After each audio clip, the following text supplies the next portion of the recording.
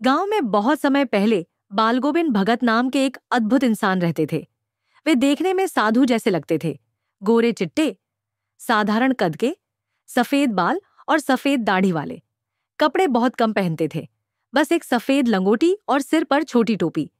ठंड में वे काली कमली ओढ़ लेते थे। गले में तुलसी की माला और माथे पर चंदन का तिलक होता था। लोग उन्हें देखकर साधु समझते थे, लेकिन वास्तव में वे एक साधारण किसान और गृहस्थ थे। उनका घर साफ सुथरा था, खेती थी, बेटा और बहू भी थे। वे परिवार के साथ रहते थे, लेकिन स्वभाव से साधुओं जैसे थे। वे हमेशा सच बोलते, किसी की चीज बिना पूछे नहीं छूते और न ही कभी झगड़ा करते। वे कबीर साहब के बहुत बड़े भक्त थे। उनके खेत से जो अनाज मिलता, पहले वे उसे कबीरपंथी मठ में भेंट चढ़ाते और फिर जो प्रसाद मिलता उसी से घर का गुजारा करते।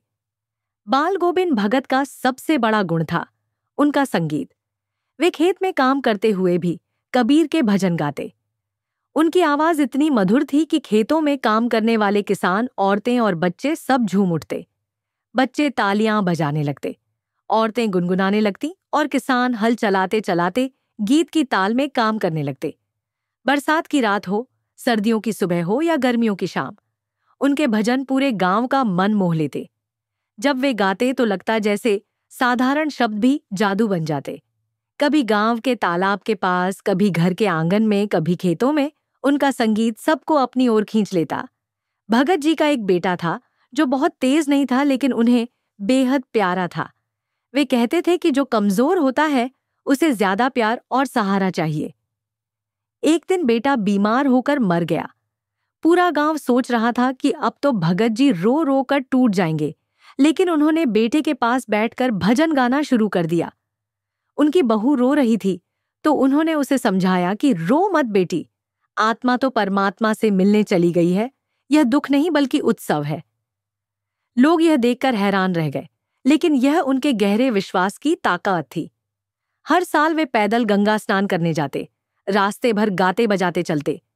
वे कभी किसी से भिक्षा नहीं मांगते, घर से खाना खाकर जाते और लौट कर ही फिर खाते।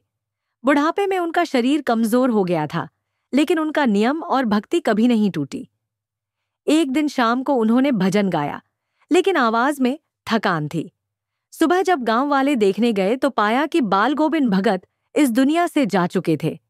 बस उनका शरीर पड़ा था और उनके भजनों की गूंज अब भी गांव की हवा में सुनाई दे रही थी। बाल गोविंद भगत का जीवन हमें यह सिखाता है कि हमेशा सच्चाई का रास्ता अपनाना चाहिए, दूसरों की चीज बिना पूछे नहीं लेनी चाहिए। भक्ति और संगीत से मन को शांति मिलती है और मृत्यु को अंत नहीं समझना चाहिए, बल्कि आत्मा और परमात्मा का मिलन मानना चाहिए।